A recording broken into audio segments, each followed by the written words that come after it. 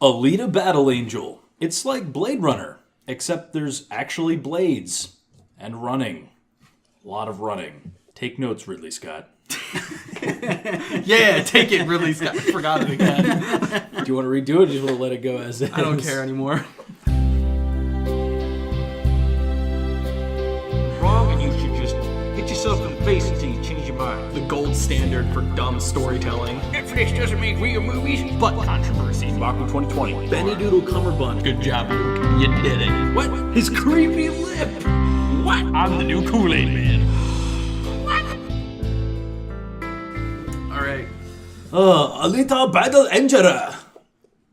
All right. I wonder how many people are on Twitter calling this Battle Angle right now. That's what I thought the entire time I was typing this. Battle Angle. I do. You're listening to Dead Man Walking. I'm Dan. I'm Louie. I'm Bob.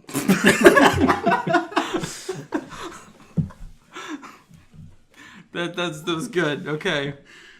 Actually, it was terrible. All right. Well, But was this movie terrible? Alita Battle Angel. I didn't think it was terrible. No. It was weird, but it was also kind of fun and endearing. It was enjoyable. But also kind You of guys stupid. were, I feel like you were audibly enjoying it way more than I was. There were several times where I was dying at So dialogue. we've pretty much gone and seen like every single one of these movies together. All three of them. Four, excuse me. Well, that Bob's been a part of. Yeah. But throughout the whole time we were watching this, like they're just like having a ball next to me. I look to the right of me, and Louie and Bob are just like cracking up like every other scene. Clearly, when they're not supposed to. There was a lot more I couldn't help talking that happened during I don't this blame film. you, but it's just. I don't even regret it. It's a hammy movie. It really it is. is full of so much cheese, and I don't even know what to do with this movie. It's literally explicitly and intentionally anime made flesh. And the end result is both more disappointing and more successful than it really should be. well, I can't decide if it's a good thing or not. so like throughout, I mean, since the dawn of cinema, we've been adapting so many different types of stories to film, and now you can find at least decent movie of just about anything, except for video games. We haven't had a good video game movie and anime or manga movie adaptations. There hasn't, like, as far as I can tell, there hasn't been a single good one. I think this one was supposed to be the most promising aspect. You had James Cameron backing it. Robert Rodriguez is a pretty good director, although this is the most expensive movie he's ever made. He has not made a movie before this that was $100+ million budget. This was a $200 million B movie. That's what this was. It's a B movie, and if you look at it that way, then it's actually pretty good. And it doesn't think of itself as one at all. No, but that's and what it it doesn't have is. the budget of one either. You don't spend $200 million on a B movie. No, but that's still what it is. And you say $200 million. The current IMDb estimate is $170 million, which is $10 million more than Aquaman. They're estimating $200 million gross, including advertising costs. Right. So yeah, so it goes higher than that, I know. But with those numbers in mind, the Lego Movie 2 had a better opening weekend last weekend than this one did, and they're both not too good opening I'm weekends. not surprised at that, though. Lego Movie pulls in kids, too. It's true. That should be all the more reason for it to do better, though. That's something else that I was wondering. Like, I don't know who this movie was for, because there were parts of it where I felt like I was watching a kid's cartoon, and then 5 seconds later, people are getting ripped apart and characters are just talking about economic inequality, and I don't know. And then it turns into like a teen romance drama. And a coming of couple age. It points. tried to. Yeah. I don't think it quite got there, but it Well, tried. that's because she was interacting with a block of wood. I mean, what do you want from her? So Alita, the woman who played Alita, Rosa Salazar, she played in the what is it, Maze Runner? Yeah, it's a couple of those teen movies. dystopian movies. Yes, she was a teen dystopia star. She also was one of the characters that got killed in Bird Box. I didn't realize that because she didn't have gigantic bug eyes in that movie. She didn't have this entire fake CG'd face. I've been lied to. I mean, there's some likeness of her face that carries over, but it's uncanny. It's not like creepy uncanny, unless you're going to disagree with me on that one. If you're not ready for it, it really hits you. I mean, I think the fact that she's meant to be a cyborg, she's not meant to be a real person, I think that helps. Because you're like, okay, it doesn't look right, but it's not meant to look right. Versus like Polar Express, we're just like, why are these wax dolls alive? The only parts of this character that are a real human being are what, her head and her heart. Not even her heart. no, it's just her story, brain. Yeah, in the story, it's just her brain. It's just her brain. So Now, didn't have a that hard said, time with it. It's the stuff that was digitally manipulated. They did do her face, her expressions. It was the Weta Workshops people that did it, and honestly, like I feel like we can talk about later in the good, the bad, and the ugly, but I actually think they did a good job, especially with those giant space saucer eyes. They did a good job, like, pulling off emotion. Yeah, like, I still have mixed feelings about them. They still feel unnecessary. I feel like in any other hands, we would have just had, like, fancy weeaboo E.T. running around. At least we actually had something that was good. Okay, so we mentioned weeaboos a lot. I want to know, like, what weebs actually thought of this, because... And it's not we just are not the weebs, full disclosure. We do not and watch right a lot there of is the anime. target audience. It's not age specific. It's weeb. It's weeb specific. And for those who don't know, But this weeb is is- someone who likes anime or manga or They're just that an stuff. American, like, Japanophile, or They at least... enjoy Japanese culture and art. But not really, not real Japanese culture, just anime. It would be like meeting someone from Japan who's really, really, really into Friends and The Office to the point that it's a little bit scary. So and that's the thing, we don't know who this movie was made for. Like, does Battle Angel like fill that void of a good manga adaptation, or can the weebs rest easy knowing that their culture is not going to be invaded by normies like the Marvel culture has been? Did weebs even call for this? Apparently, this has been in the works for like over 20 years. Really? James Cameron was given this story. Guillermo del Toro actually showed it to James Cameron in like the 90s. And they actually reserved the domain name online back during Y2K. And they've just been sitting on it for 2 decades because he wanted to make Avatar first. And then the sequels of Avatar first. And then he got tired of that, apparently. Well, for too long, probably. I don't know if this original story ever had a lot of relevance in in America. I assume it did in Japan. And that would have been a good time to release It this. almost feels like a James Cameron vanity project, which would make absolute sense if it didn't cost $170 million to produce. It's just like I really want to make a movie about this thing. Like, I've got a few $1 million to do it. I'm going to release it during award season. And it's just like, I've got a truckload of money and I want to make anime. So, because James Cameron... because James Cameron is too good to direct this movie and is focusing wholly on his Avatar trilogy, which is just so amazing. We're never going to see it in our There's lifetime. supposed to be 3? Yes. There's a many is there new now? trilogy. Oh. Yeah. No release date. Don't know if they've even started production, but he keeps telling us that it's coming. Just like the last George R.R. Martin book. Oh, it's coming. All right. So for those who want like quick rundown, basically Alita Battle Angel, it's a girl power story set in a dark future, directed by Robert Rodriguez, I mentioned before. Guy behind Spy Kids and Machete Kills. Two Spy Kids. Very different but connected films. Well, the one he was first famous for is what's called the El Mariachi trilogy, which started with El Mariachi. It's like Once Upon a Time in Mexico. Once Upon a Time in Mexico is the third one, and I think the second one is Desperado. And it's that trilogy of Antonio Banderas like movies. super low budget movies. Yeah. Like he did most of the work himself. Rodriguez did. I was about to credit him with directing Predators, but I was wrong. It's considered his movie. He was a producer on it, but somebody else directed it. Either way, I mean, this guy's been around for a while, but he hasn't made a movie this big before. Sorry, continue with the synopsis. All right. So, set in the 26th century after The Fall, quotation marks, Don't worry, you're not given any more information about it in the film. Which I was okay with. Mankind has fled underneath the junkyard of the only floating city left, Zalem. Is that right? Yeah. Zoloft. Dr. Ido finds...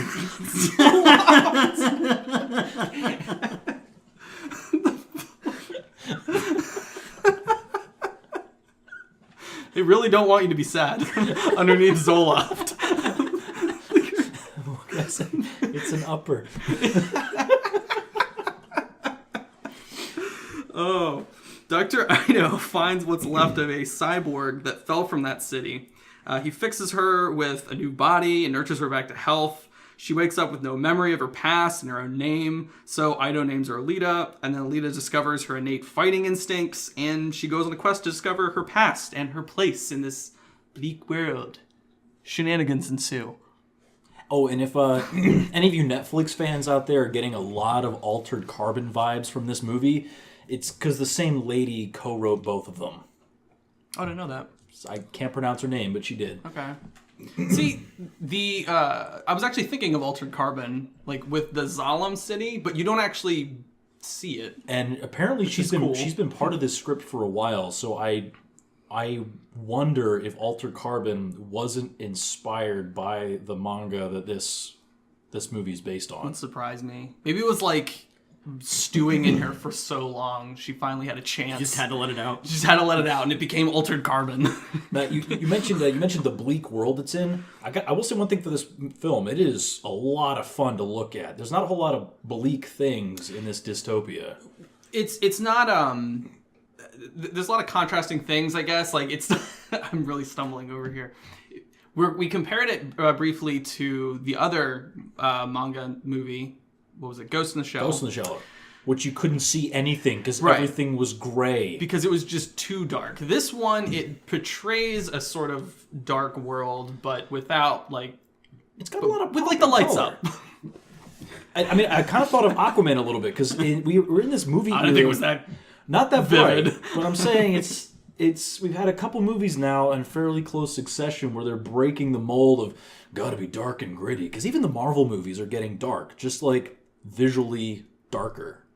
And I don't know what's up with that. And this one, I was like, wow, this is actually kind of bright and cheery. If I had to pick a post-apocalypse to live in, I'll take the one with the cyborgs wielding swords. I'll go with that. I don't know.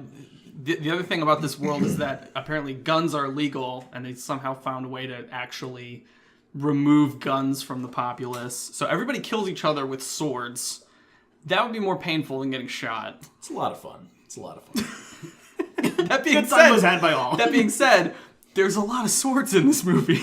There's a lot of buzzsaws and blades of all sorts getting. It's like a whole bunch of hobos broke into a Home Depot and just had at it in the back alley. But pretty. pretty. How do you make that pretty? No, those are some pretty hobos. Apparently you hire Weta Workshops to do it. I'm not going to compare this to like polishing a turd. The visual in this movie It's very well done, in my opinion. Yeah, I'll say that. Like the CGI is good, and there's some people like, oh, CGI is always good these days, and for those people, I point them to the Nutcracker movie, which was also super expensive, that had terrible CGI. It was trash. Did you think it was beautiful CGI, Bob? It was wonderful. No, it was very enjoyable. I didn't like. Was it great? No. But was it just fun to watch? Yes. And that's what I generally go to the movies for. We already mentioned the movie looks expensive because it is. So back to the big eyes real quick.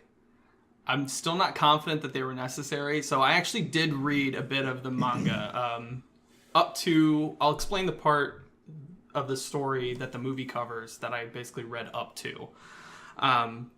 But I don't recall her big eyes being like a huge part of her character. Like I think they just had big eyes because it was a manga. Like they draw eyes big. Exactly.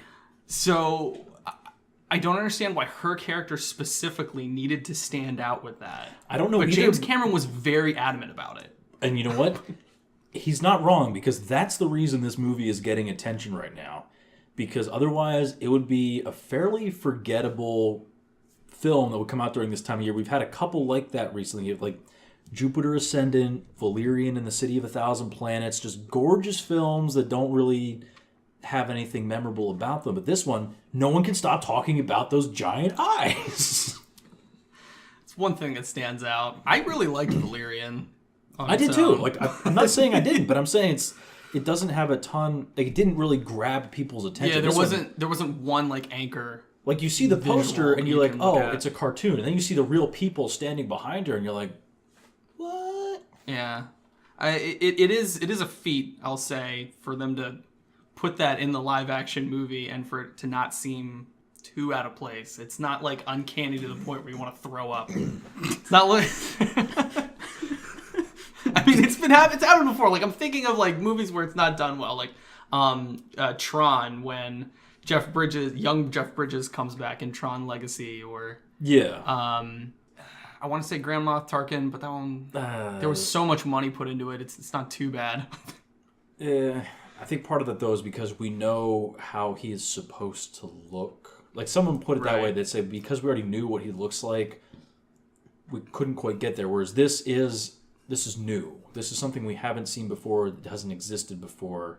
And, I mean, I'll be honest. You get, like, a few minutes into the film, and you pay less attention to the fact that her eyes are gigantic. You're paying more attention to the fact she's flipping through the air and somebody's Yeah. shooting chain fingers at her or something. The plot is serviceable if you kind of turn off your brain. It doesn't always know where it's going. And but don't listen to the dialogue. Yeah, don't listen to the dialogue. We'll get into that later. That is Don't in listen my to it. ugly, because that was some ugly. Well, it's in my bad actually, but still. But some of that, like, by the main talent, I thought the bad lines were at least delivered well. Yes. Like, they emoted well. Rosa Salazar, even though you didn't see her real face, I mean, she delivered Pretty sure the the lines eyes well were enough. real. Oh yeah, that's Those were her real eyes. yeah, those were real lines Yeah. that we've been talking about. I think the biggest problem with this, the reason why, besides the dialogue, is kind of like Alita, the main character. The film has like a bit of an identity crisis. It doesn't know exactly what it wants to be. Like, does it want to be a strict adaptation? Does it want to be an action movie? And so it kind of tries to be everything.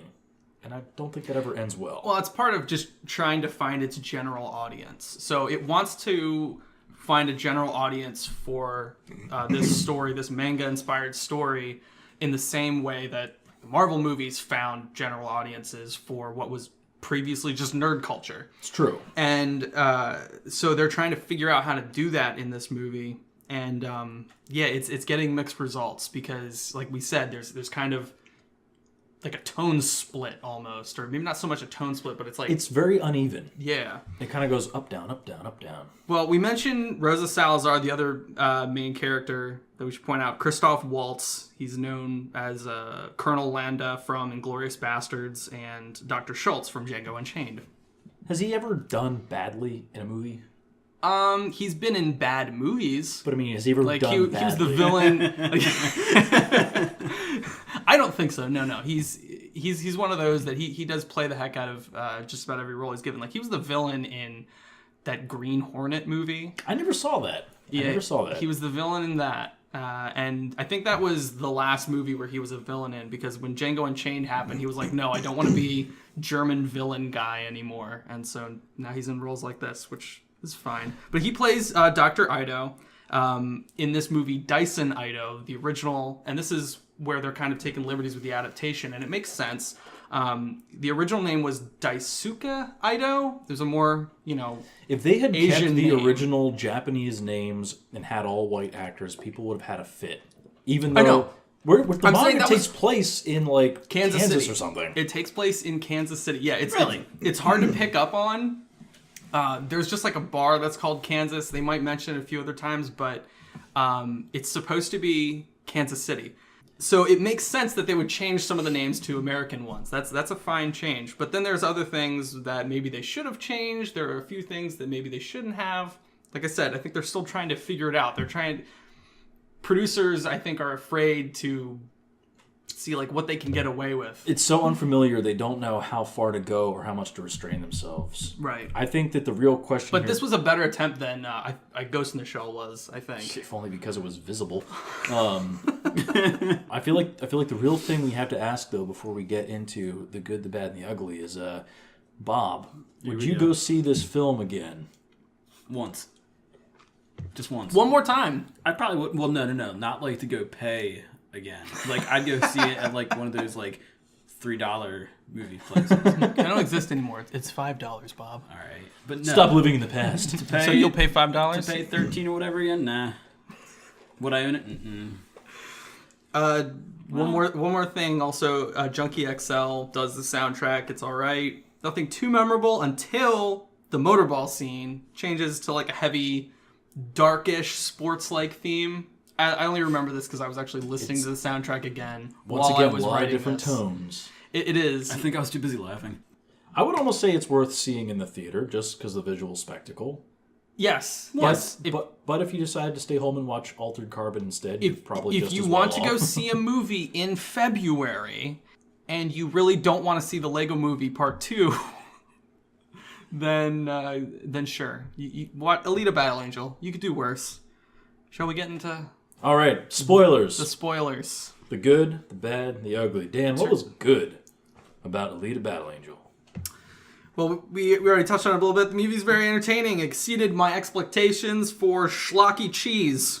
And as it just, there were so many weird things in it. Just blades all over the place. There's that part where they're climbing up the that rope thing that Zalem is suspended by, and the blades come down as like a protective measure to keep people from doing that. It was weird. It was It was neat. weird. Like A lot of stuff in this movie was neat. It was like, okay, that's interesting. I don't know how efficient that would be, but cool. I think if Continue. you're like a big buzzsaw action fan, not a buzzsaws. in if this you movie. think like more, Getting very specific weebs here. someone out there there's a finishing contract that's I'm like, a- yeah, I'm a use that buzzsaw weeb. buzzsaw. kind of guy, Oh, just like buzzsaw swords chan. and stuff like that. Saw Yeah, those you'll love hobos this. at Lowe's. Based on my limited knowledge of this character and this story, I was actually happy with the adaptation. I mildly enjoyed the Alita comic that I read,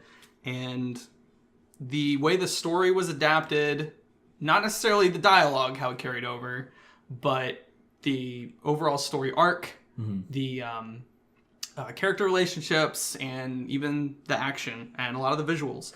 The costumes, actually, Dr. Ido's costume, like his hat and stuff, is very like iconic. When he was like patrolling the streets. Yep, that With character. that giant Oh, hammer. When the that hammer came out, I was hammer. like, The Animu hammer. the hammer came Rocket powered spike hammer thing. directly from the comic, and I'm so glad they put it in there. I'm so glad they were not afraid. Bigger than he is. It took him like 20 minutes to put it together, but it was worth It's it. the dumbest, most unwieldy thing, but he does it. It's amazing. Yeah, like the relationship I said between Ido and Alita is actually kind of better in the movie version. In the comic version, he has this sort of back and forth with her. He doesn't want her to be a fighter because he's like, oh no, a woman shouldn't do that. It's more of like a woman shouldn't do that. In this movie, they sort of put her in a place of like his lost daughter. Yeah, he sees her as his And kid, so- and he wants his daughter to be safe. And it's Right. like the And whole so it's film, because He he- happens to be a war machine, though. Well, Yeah, the film it's is- because he kind of has that connection with her like immediately. That sort of emotional connection makes more sense than just you're a woman. You should just avoid fights. Shouldn't you be making sandwiches and that's what I'm now? saying. They kind of do that character better, for a modern audience. Well, that was actually one of the subplots I thought was handled really well. Was Dr. Ido basically, like with his new adopted daughter, realizing that he can't protect her and she has to be able to go out and do stuff on her own. And he actually reaches that point, and they get there without any of their stupid, dumb dad moments. Yeah. Like, you don't get, like, Peter Griffin antics from him. It's like it takes him a little bit, and they bump up against each other, but they get there. Bob, what was good about this movie? So, like, you guys know that I'm, like, sportsy a little bit. I loved Says the man in the whatever... 76ers t-shirt. Exactly. Trust the process. I don't know what sport that was like kind of a sport, but also like a death I don't match. think they did either. All right, but it was cool because it was like roller derby, but like it also fit in with plot with like killing things.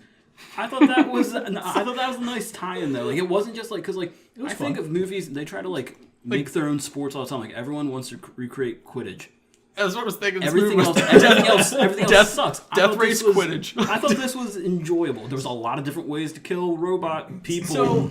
So it didn't bother you at all that there wasn't any clear, concise rule set for the game. It just kind of served as a plot tool, and they kind of It was a reason for people to amended it beat as each they other needed up. to. That's Yeah. what it was. Yeah, I didn't need specific rules. There It's was not like because that wasn't super important. Yeah, you're right. Like if you missed that part of the movie, you wouldn't have really missed out on a lot. But especially at the end where everyone's trying to kill her, it made sense. Oh yeah. It tied in. Yeah, but I think there was even a point where I realized that the writers knew that this sport was absurd. That like it didn't need like its own set rule set, because the announcer at one point says, "Huh, is that even legal?" Like he's sitting there like questioning the rules, and it's like You don't know. Nobody knows. Like apparently nobody cares. They're just all here for the same reason. They're all just here to watch cyborgs beat the crap out of each other. And it is visually stunning while they do so. I was gonna say a lot of cool things died in a lot of cool ways, and I'm on board with that.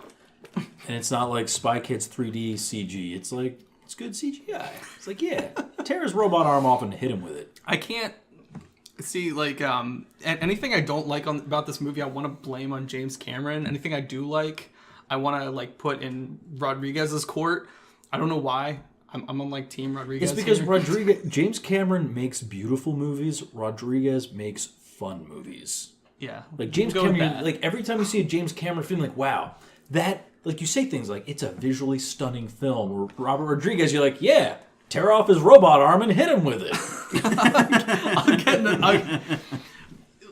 Well, we'll get to that in a second, because One it's of my going to good tie into the things. bad. One of my Super good things besides the visuals, which I feel like we talked a lot about. We talked that to death, kind of my fault partly, but I actually really liked Rosa Salazar. She was a bit of an unknown before this movie. She had like bit parts, and she does a really good job, especially considering that like half of the supporting cast, they're all Oscar winners.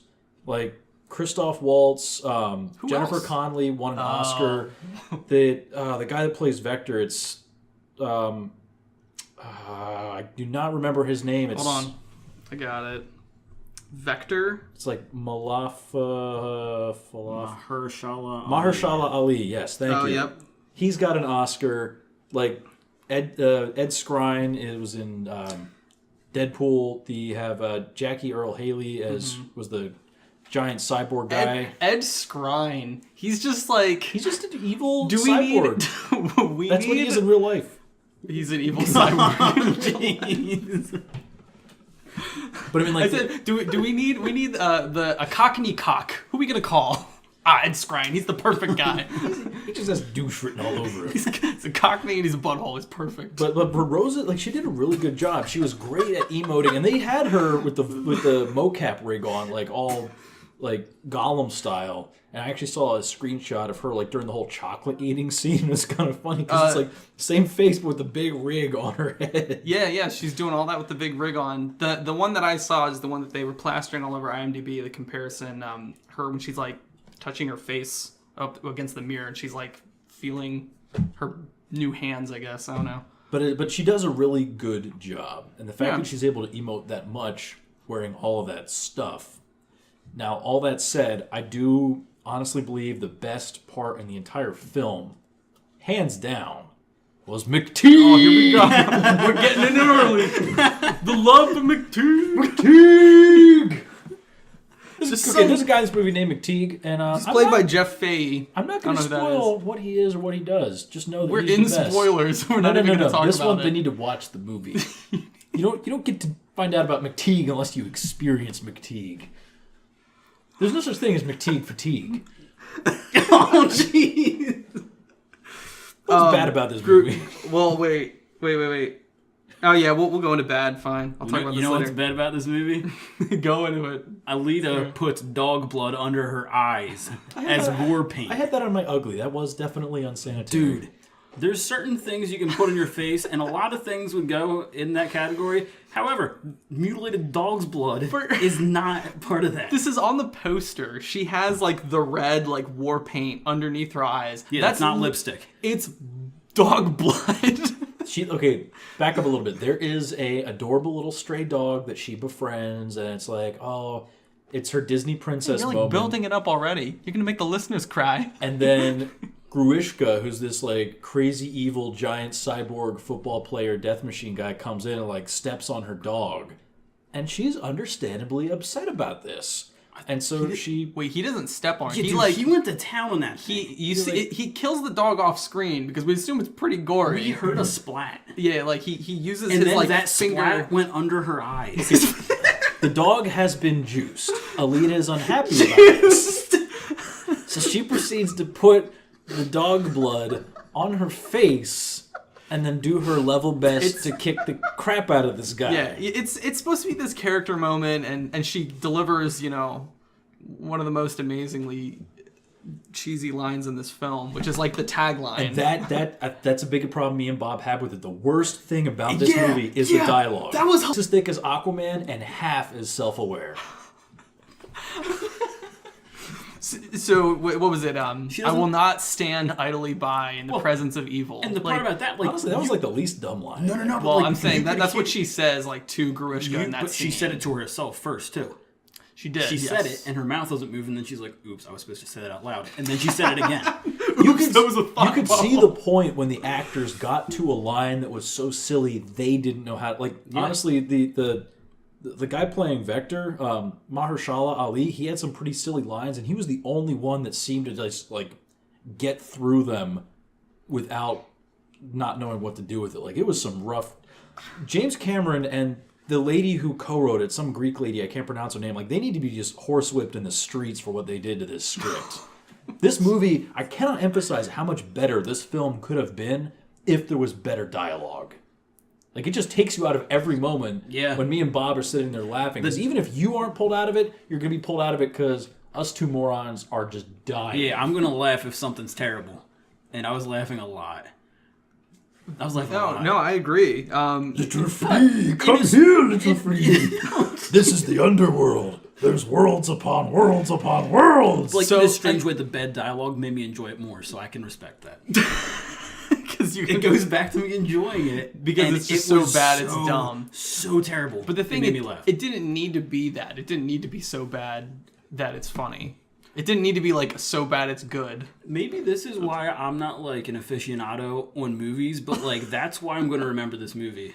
It's for the terrible lines that made me laugh. The thing is, those lines by Gruishka that were both dumb, that kind of. They're meant to define that character because a lot of those were taken directly from the manga where he says there's like worlds upon worlds. That was a line from the comic. That was something that probably should have been reworked a little to make more sense. I respect the fan service. As a bit of a DC fanboy that has sat through the DC movies with you people, I respect the fan service. That said, some of that stuff does not translate well to big American cinema. No, it doesn't. Oh, speaking of another thing that doesn't translate well to big American cinema, Kean Johnson, the guy who plays Hugo. Oh, apparently he was like some kind of stage actor before this when he was a teenager, but this guy, he could literally be replaced with a chunk of driftwood with a smiley face drawn on it, and nobody would ever know the difference. So just Plank? Yes. Just replace him with Plank? Yes. That would make the movie better. Plank emotes more than this kid does. Like, I get that this is his first feature film appearance, and that's what made me think of before I knew that Rosa Salazar was in what was it, the sequel to Divergent, Insurgent. She was in that. She's in that. Yes, I never saw it, but again, she was dystopia movies. She was in a couple of the Maze Runner movies. Before I knew that, I was thinking of those movies because of her interaction with him. Yes. But she rose to the occasion. He did not. And when you're on the same set as Christoph Waltz and Jennifer Connelly, you got to do better. I was not only not sad when he died, I was relieved because that means that hopefully he won't be in any sequels that they make. Y'all were practically cheering. Nah, dude, he's going to be in a sequel. The sad strings. That's the kind of death you come back from. I actually looked it up. I don't think he will be. According to hope for a sequel. I literally looked up the manga just to find out whether or not we were going to have to deal with him again. That's how much I hated his character. That's a very punchable face. And he's meant to be the sympathetic one. You're meant to feel for him, and you're just like, yes, kill him. That's a very big if on the sequel. Once again, they set it can up. I emphasize? They set it up so much. Yes, they set it up, but money. I'll be honest. This movie didn't make it so far. I hope they do make a sequel. I was gonna say I would actually I would watch that. I would, and I honestly did not think I would. This is a film like I want to hate it, but I can't. Some small part of me enjoyed this film. So, I don't know. Like when some of these dumb lines were delivered, I was still enjoying some of the cheese, and I want to hope that I hope that Robert Rodriguez was at least aware that some of these lines were dumb and was embracing the cheese of it. Trim down the budget, and I would say that give Rodriguez greater control, because if you're going to have cheesy, hackneyed dialogue, at least let him have more fun with it. Sure. If that makes any sense. Because it's like, look, if we're gonna jump the shark, let's jump the shark with a chainsaw juggler going. Oh, jeez. Like he does in the Machete movies. Yes. Where it was Machete kills, and the one in pre-production now is Machete kills in space. This guy knows how to jump the shark. I say this as someone that doesn't know a ton about weeb stuff or Rodriguez stuff, but from what little I know about those two things, I feel like he's the perfect person to make that happen. Sure. And as somebody who knows nothing about either of those two things, that sounds terrible. But would you watch it? No. No. You know what's missing in my life? Swords in space. Like, nope, actually it's not. Like, I would not watch that at all. Dan, what was bad about this movie? Well, like I said, if it weren't for the laughable script writing, I actually would have wanted less of the action set pieces, because like I said, some of the character relationships were better set up in this movie. Like the groundwork was there for some pretty good dialogue, and this movie didn't rise to the occasion. Like there were parts of it that could have been a little more emotional, but just weren't, because we didn't spend enough time with some of these characters. There is a lot of that. This movie just feels like a big swing and a miss. And you have to respect the swing, and you kind of hope they get another swing to see if they can actually hit it out of the park. But they didn't do it with this one. Alita's character did not build like it was supposed to. Like, she's supposed to start out being like kind of innocent, she's kind of naive. She's supposed to be like she's like a teenager at the beginning of the movie is how she acts. She doesn't know the world that she's in and all this. And then by the end of the movie, she's the warrior. And I'm on top of the world. Hey, I'm on top of the world. She was, then her boyfriend got chopped up. But like For the best. It's for the best. I'm not disagreeing. But the part where it started to break down, like she was emoting really well. Like she was acting that part as like the young girl really well. And then there was this like split where all of a sudden she like turns into the fighter, and it happened too abruptly. She's in the bar, and this is partly just the lines that were delivered were just terrible, where she's like taunting random guys that are there, and like suddenly she goes from being like kind of timid to like in people's faces and like edgy. It would make more sense if it followed the plot device of when she got her new cyber body. That was the thing in this film where it's like 2/3 of the way through, she's been running around in the one that the Dr. Ido built her, and then she finds a crashed spaceship from back when she had been a cyborg warrior. She finds a warrior body in this spaceship. And once she gets that, then it makes sense. Because it's like, okay, we're reconnected with the body that she was originally built for, so to speak, the one that is combat ready. Then it would make more sense. But instead, you have her running around in like this whatever, and it's like you're not sure why some things are happening. You know that they are, you don't know why. But I was happy with a couple of fight scenes before she got her like berserker body. It's true, like, but where she was fighting Gruishka was pretty fun. That I think was the best fight scene of the entire film. Right. Just visually, and that part where like she gets broken apart and then does like the whole Black Knight routine from Monty Python. Kills her as the Black Knight from Monty Python. I didn't even think of that. Yeah, like drills through the air into his eye socket. She's literally just like a from torso the comic, by the way. with one arm. And you're like, okay, this fight's done. And she's like, it's only a flesh wound. That's my ugly. And then she just boing. That's what happens. The Ed Skrine's character, what was his name? Zapan. Just so like edgy. Just so unnecessarily edgy. Like it's just I don't know. They lean into that though. Like they do. They recognize it, and he turns out to be a bit of a weenie, which is nice. There's also like literal edges just all over the place. Because like I said, if we didn't mention before, there's a lot of knives. Oh my god. A lot of sharp objects. All right, that's my bad. All right, what's ugly, Bob? How do you die? I have no clue how you die in this movie. That is true. I've seen so many people that have just like it's almost like they're wearing a reverse V-neck. It goes from their heart and then up To their head. That's Yeah, like the and that's it. non-robot part. But other people, that's when they die. Other people die from having enough of their limbs taken away from them. I'd like to... What, you talking about when like their limbs were like stripped for parts? No. He's saying there doesn't seem to be any clear... Like, some people seem to be weirdly durable. Other people seem to be weirdly fragile. There doesn't seem to be a clear line as to what. I think it just comes down to plot armor at the end of the day. We're trying to like understand how people die. I guess when the brain is destroyed. There was so many times to me, I'm just like, that's the end of that one. It's not the end of that one. Like, No, he comes back. yeah, everybody comes back. I hear you. Which is also why I don't think Hugo, what's his name? I think he's still around. I am going to hope and pray and petition that he stays dead. he went splat, bruh. Hopefully. Not like the dog, though. See, the dog can't come back. Hugo, he can probably come back because he just fell. We didn't even see him fall. He could I still would be be falling. more okay with the dog coming back. Me too. Even if it comes back in, like, the... The form of an angel, No, I was going to blood say... and everything. Is that a Night Dog of the, Angel. Night of the Living Dead movie? Oh, what? No, Return of the Living Dead? Return of the is what Living you're Dead, talking about? yes. Came back Return like of the that, I'd be Splatted okay Dog. with it. But for me, the ugly thing was after that crazy cool fight scene we were talking about, Grushka just walking around with Alita's severed forearm in his eye socket like it ain't no thing. It's like, no, this is just, it's like a splinter. Let's just pull that out of Just there. leave it in. I want to remember the pain. It's like, no, it's going to get infected. Don't do that. How funny would that have been if that's why he lost at the end? All of a sudden, he just like couldn't see anything. Oh, sepsis! Perfect. Well, we told you to take that thing out. We could have put another eye in. It's like, you no. didn't have any depth perception. I wanted it there. Believe me. Like, Dan, what was ugly about Hunter Alita? Warrior is a stupid name. I know.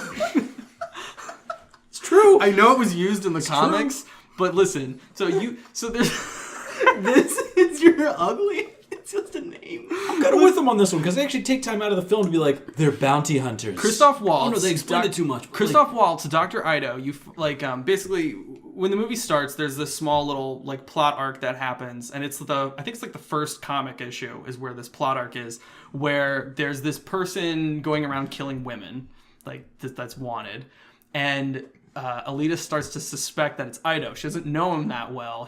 She knows that he's going out at night. And she like follows him and she thinks she's about to stop him.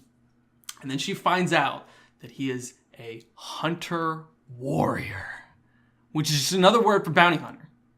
And there's nothing particularly warrior about them. They don't have any like moral creed that they live by or anything. They're just in it for the money. They're just bounty hunters. Call them bounty hunters.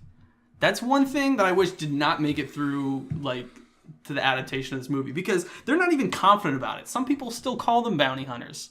And so, but then occasionally Christoph Waltz is like the only one that sticks with it. He'll be like, they're hunter warriors or, you know, like just.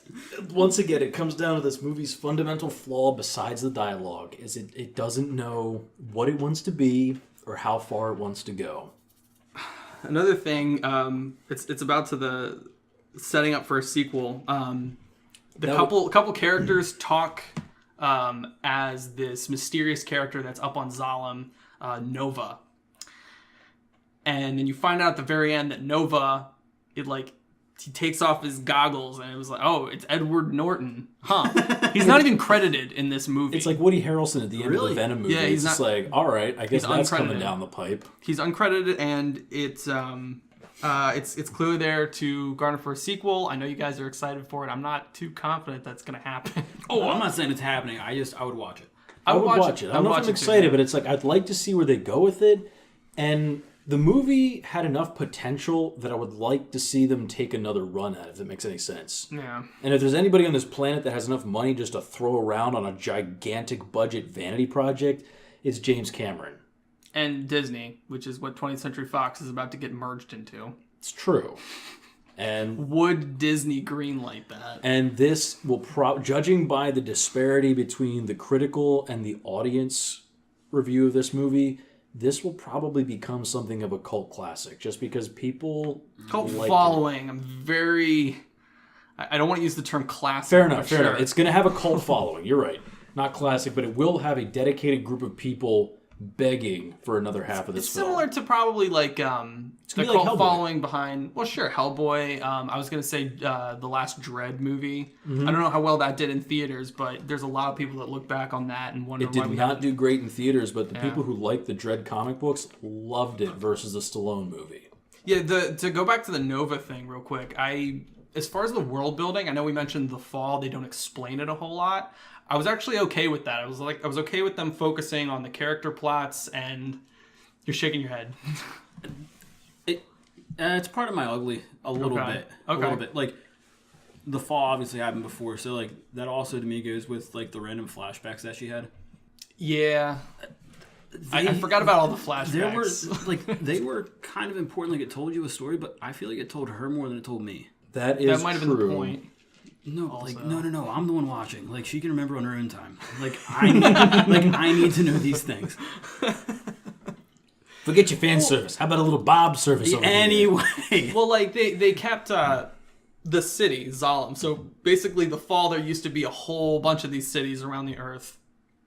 Now there's just the one, and I kind of like that they kept it mysterious, that you never actually saw any shots of Zalem. You'd only see it from underneath looking up. And you didn't see anybody in it except for, Edward Norton at the very end.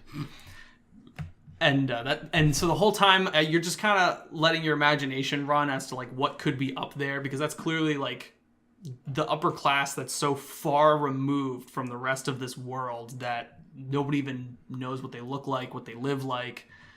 I really hope it's like just him up there with like 6 other people, like at a party they expect like thousands of people to be there, and they're all just hanging around like, when's the entertainment get here? Like, I really hope it's like that. The alcohol's already gone, they're just drinking orange juice. It's like, that elitist. The alcohol's gone, they're drinking orange juice. They've been hammered for days. It's been 300 years, people. Oh yeah, that's right. It's because this takes place. Oh yeah, joke's on you. Alita's like 7,000 years old. Her heart, as they say, is like 300 years old. Also, like rule that, of thumb, which probably would fall into more of a fecal. Don't offer your actual heart to somebody else. Oh yeah, that scene. I'll give you my heart. You know, how about you keep that?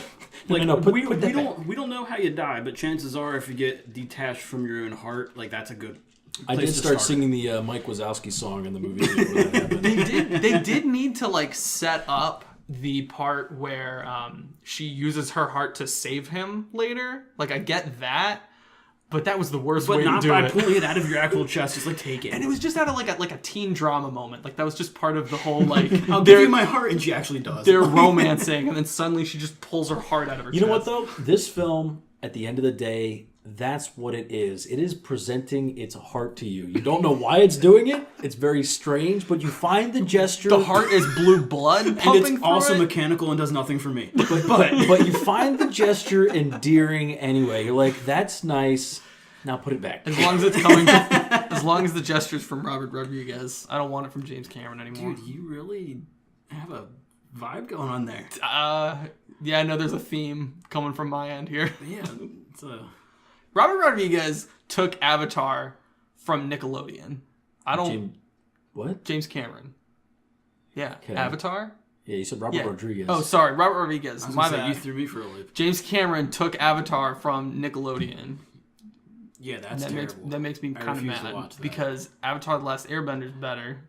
The TV show was amazing. The TV show, yeah. All right, let's get back on track. Weeb. We'll rate it in. Okay. Final thoughts. I say we already kind of gave our recommendations. I say it's worth seeing. It's not a good movie, but it's worth seeing. This is kind of like an Aquaman recommendation. It's once again like if you're in it for pretty fireworks and stuff. I would recommend this over Aquaman, actually, even though the dialogue's worse. And apparently, if you like the manga, you'll like this film. It's just a more like original concept than like, especially if you're one of those people that's like superhero fatigue. Then even though Alita's kind of a superhero, I'm rambling. Go. What would you say, Bob? It was good. You should watch it. All right. Once. Dang. Well, Once. That's like the rating. That's the Bob rating. Is how many times you could watch it. Honestly, it pretty much is ever. Bob gives it one viewing. Bob says, "Well, you gave it one additional viewing. You said I'll you would admit, watch it one yeah. more time." Well, Okay, so Wait, what $13 is- for the initial ticket, $5 for a second ticket. Yeah. Bob says this movie is worth and $18. would I buy it? No. So Would you rent it for $1 $1 from Redbox? Would I rent later on? it? Yeah, I'd rent it. Okay. But Bob would steal it online. yeah, there's stipulations, but I'd rent it. There we go. Worth watching. Ladles and Jelly Spoons. Oh, fun fact. The next More fun facts. 4 Avatar movies have been given release years. There's 4. I thought they were. 4! We're on going- to next movies, We're going by up the way. to Avatar 5, and they're going to be coming out 2021, then 2024, and 2020. James Cameron's going to be making these films until he's dead, apparently. But the next film we're going to watch is Captain Marvel, coming out in March, a.k.a. Resting You-Know-What Face, the movie. Will it be a better girl power movie than Alita Battle Angel? It's pretty tough to beat. I mean, she offered her heart. Yeah, here's the big thing here. Rosa Salazar, for her gigantic eyeballs not included, she knows how to emote. I don't think Brie Larson knows what that is. When you're that powerful, you don't have to admit. Just holds the face. Yeah, that's right. When you're just a walking, floating death machine. You can walk or float. That's a skill. Ladies and gentlemen, this has been Dead Man Walking. Yeah, I've been Dan. I'm Louie. I'm Bob.